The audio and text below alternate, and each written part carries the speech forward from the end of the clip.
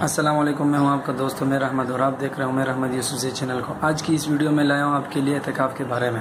تو سب سے پہلے چلتے ہیں اپنے مقصد کی طرف۔ اعتکاف کی تعریف یہ ہے کہ اللہ کی رضا کے لیے بنیت اعتکاف، اللہ کی رضا کے لیے بنی اعتکاف مسجد میں ٹھہرنا۔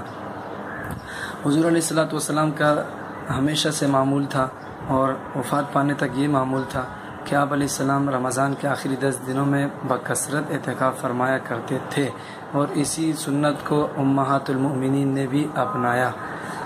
تو حضرت ابن عباس رضی اللہ تعالیٰ عنہ فرماتے ہیں کہ اگر کوئی شخص اعتکاف کرتا ہے تو اللہ تعالیٰ اس کو گناہوں سے محفوظ کرتا ہے، اور وہ عبادات جس میں وہ شامل نہیں ہو سکتا اس کا ثواب بھی اس کو مل جاتا ہے۔ اگر کوئی شخص رمضان کے آخری 10 دنوں کا اعتکاف کرتا ہے تو اس کے لیے 2 حج اور 2 عمرے کا ثواب مل جاتا ہے۔